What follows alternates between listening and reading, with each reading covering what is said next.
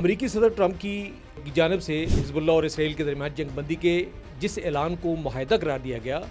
اس سے قبل ہونے والے رابطوں کی نوعیت کے بارے میں بہت کچھ کہا گیا۔ واشنگٹن کو یہ توقع نہیں تھی کہ حالات صرف لبنان ہی نہیں بلکہ پورے خطے میں ایک نئے اور زیادہ خطرناک مرحلے کی طرف بڑھ جائیں گے۔ ٹرمپ نے کئی بیانات دیے جس میں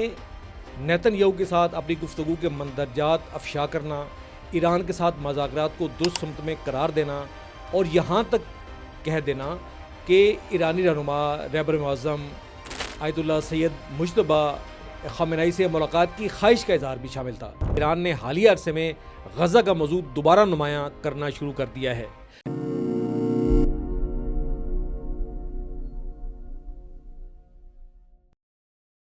السلام علیکم۔ حزب اللہ اور اسرائیل کے درمیان امریکہ نے اپنی ثالثی میں ہونے والے مذاکرات کے بعد جنگ بندی کا اعلان کیا ہے۔ حزب اللہ نے اگرچہ ان مذاکرات کو ایک ناکام اور ناقابل اطمینان مذاکرات کہا ہے، جس میں حزب اللہ کا یہ موقف ہے کہ اس پہ وہ ابتدائی شکیں جس کے مطابق جنوبی لبنان میں جنگ بندی، اسرائیل کا انخلاء اور اس کی جو جارحیت ہے اس کو بند کرنا ضروری ہے۔ قبل ازیں امریکی صدر ٹرمپ کی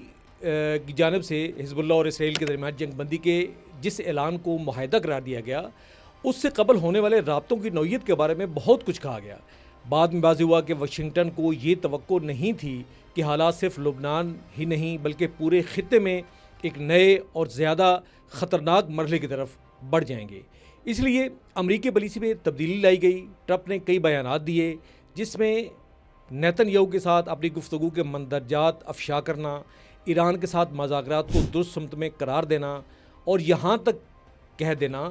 کہ ایرانی رہنما رہبر معظم آیت اللہ سید مجتبی خامنئی سے ملاقات کی خواہش کا اظہار بھی شامل تھا۔ پیر کی شام سے لے کر گزشتہ شام یعنی جمعرات کی شام تک امریکی حکام حزب اللہ کی جانب سے جنگ بندی کی تجویز پر سرکاری اور حتمی جواب دینے کے منتظر تھے۔ یہ تجویز اس فارمولے پر مبنی تھی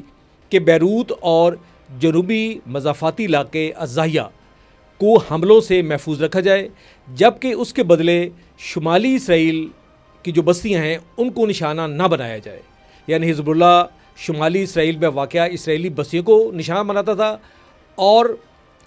اسرائیل نے الزاحیہ کے علاقے میں جو بیروت میں واقع ہے حزب اللہ کا بہت بڑا گڑھ اس کو حملوں کا جو نشانہ بنانے کا اعلان کیا تھا۔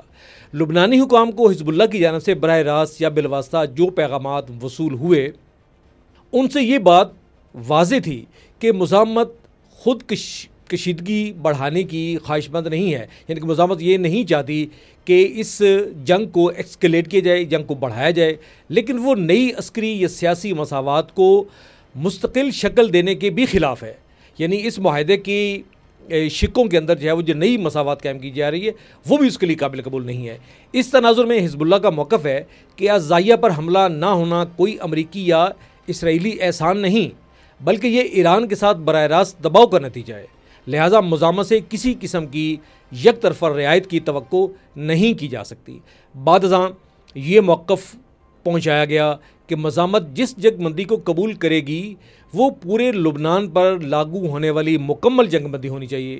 جس کے ساتھ اسرائیلی افواج کے فوری انخلاء کا واضح اور مختصر ٹائم ٹیبل بھی شامل ہو۔ بعض حلقے سمجھتے ہیں کہ حزب اللہ اپنے مطالبات میں حد سے زیادہ سختی دکھا رہی ہے، لیکن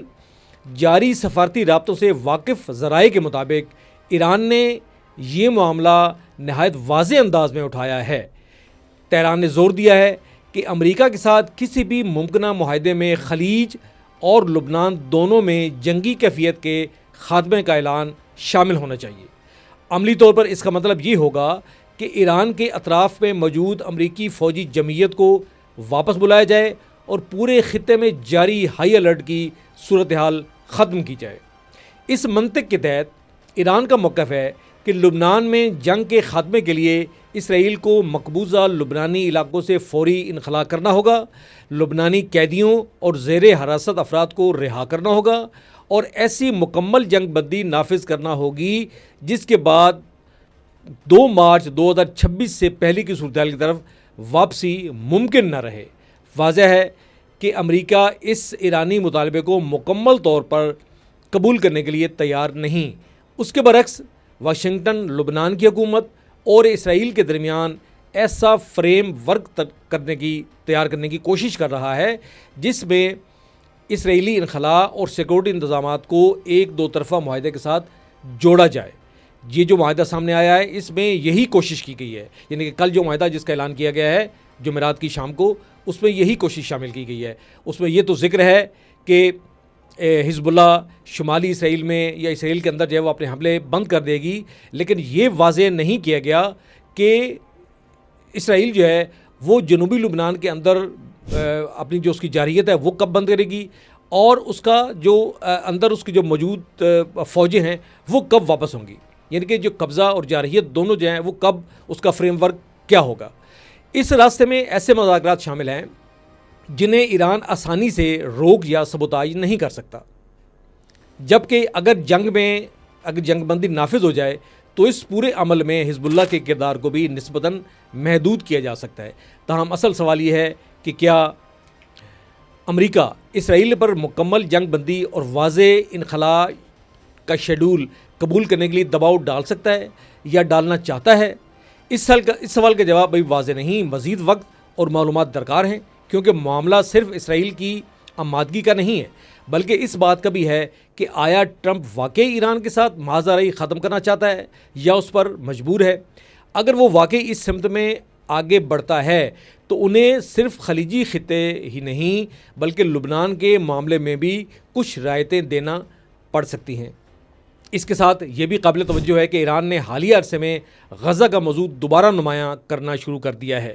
بعض مبصرین کے مطابق یہ ایک ایسے وسیع تر منصوبے کا ابتدائی اشارہ ہو سکتا ہے جو پورے خطے کے تنازعات کو ایک جامع پیکج کے طور پر حل کرنے کی کوشش کرے، جبکہ اسرائیل کسی بھی صورت ایسے جامع علاقائی ترتیب کو پسند نہیں کرے گا۔ مجھے اجازت دیجیے،